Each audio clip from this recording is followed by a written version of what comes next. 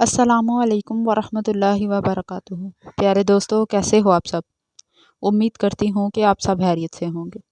آپ نے اپنا اور اپنے پیاروں کا بہت سا خیال رکھا ہوگا۔ آپ دیکھ رہے ہیں زریں وائس چینل، اور زریں وائس چینل پہ میں حاضر ہوں ایک نئی اور دلچسپ کہانی کے ساتھ، جس کا عنوان ہے واپسی۔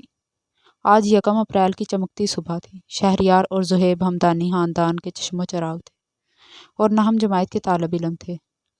آج کلاس میں سب بتا رہے تھے کہ وہ کس طرح اپریل فول منائیں گے۔ شہریار اور زہیب نے بھی اپریل فول منانے کا ارادہ کیا، لیکن کیا کیا جائے؟ شہریار نے کہا، ہاں یہ تو بہت سوچنے کی بات ہے۔ زہیب نے پرسوچ لہجے میں جواب دیا، میرے پاس ایک ترکیب ہے۔ ان کے دوست آریز نے ان کے قریب بیٹھتے ہوئے کہا، وہ کیا؟ دونوں ایک ساتھ بولے، چلو بتاؤں۔ آریز نے چٹکی بجاتے ہوئے کہا، ہمدانی ہاؤس میں کوہرام مچا ہوا تھا، کیونکہ دن کو 2 بجے فاروق ہمدانی کے دونوں بچوں کے دوست آریز کا فون آیا تھا کہ ان کے دونوں بیٹے ہائی وے سائیکل پر آ رہے تھے کہ ٹرک سے ٹکرا گئے اور اللہ کو پیارے ہو گئے۔ امینہ فاروق تو دل دہلا دینے والی خبر سن کے بار بار بے ہوش ہو رہی تھی۔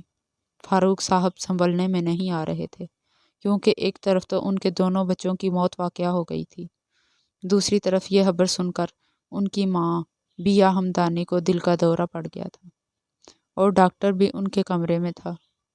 فاروق صاحب کو کچھ سمجھائی نہیں دے رہا تھا کہ اچانک ان کے دونوں سپوت شہریار اور زہیب سامنے سے مسکراتے ہوئے گھر میں داخل ہوئے۔ پاپا پاپا، وہ دونوں بولے۔ کیا تم دونوں ٹھیک ہو؟ فاروق ہمدانی بے یقینی سے بولے، جی پاپا، جی ماما جانی، ہم دونوں کو کچھ نہیں ہوا ہے۔ تو پھر وہ کیا تھا؟ وہ سب کیا تھا؟ امینہ بیگم نے ان دونوں کو چومتے ہوئے پوچھا۔ ارے ماما کچھ نہیں۔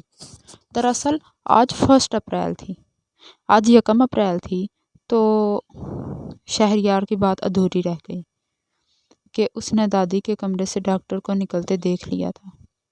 ڈاکٹر؟ شہریار اور زہیب نے ایک دوسرے کی طرف دیکھ کر کہا، اب آپ کی اماں خطرے سے باہر ہیں۔ آپ نے اچھا کیا جو مجھے فوراً بلوا لیا۔ اب میں چلتا ہوں۔ انہیں باقاعدگی سے دوائی دیتے رہنا۔ اللہ حافظ۔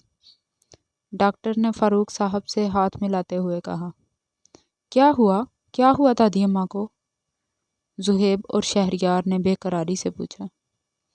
دادی کے کمرے سے نکلتے ہی ڈاکٹر نے ان کی جان نکال دی تھی۔ تم دونوں کی جھوٹی موت کی خبر سن کر ان کو دل کا دورہ پڑ گیا تھا، فاروق صاحب نے ان کی طرف دیکھ کر کہا، اور پھر کچھ وقفے کے بعد بولے، اسی لیے میں کہتا ہوں کہ مغرب کی دیکھا دیکھی تم لوگ بھی وہی کچھ نہ کیا کرو جو ہماری روایات و اقدار کا حصہ نہیں۔ مانا کہ ان تمام چیزوں سے خوشی حاصل ہوتی ہے، لیکن اس وقتی خوشی اور مذاق سے کسی کی بھی جان جا سکتی ہے۔ اگر آج خدا نہ خواستہ تم لوگوں کی دادی کو کچھ ہو جاتا تو… یہ کہہ کر فاروق ہمدانی رونا شروع ہو گئے۔ آنکھیں اٹھا کر دیکھا تو ان کے دونوں بیٹوں کے چہروں پر شرمندگی اور ندامت کے تاثرات تھے۔ وہ رو رہے تھے، پاپا ہمیں معاف کر دیں، آئندہ ایسا کچھ بھی نہیں ہوگا۔ زہیب نے کہا، جی پاپا، ہم بھول گئے تھے کہ ہمارے ایسا کرنے سے آپ کے دل کو کتنی ٹھیس پہنچے گی۔ پاپا، آئندہ ہم بھی وہی کریں گے جو اسلام کی روح سے ٹھیک ہوگا۔ شہریار نے بھی بھائی کا ساتھ دیا۔ وعدہ؟ فاروق صاحب نے پوچھا۔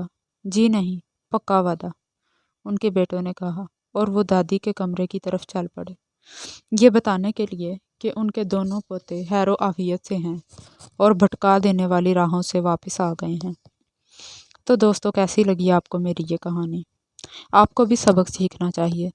کبھی بھی اپریل فول نہ منائیں، یہ سوائے دکھ اور پریشانی کے اور کچھ بھی نہیں ہے۔ جلد ملتے ہیں ایک نئی کہانی کے ساتھ، تب تک کے لیے اللہ حافظ۔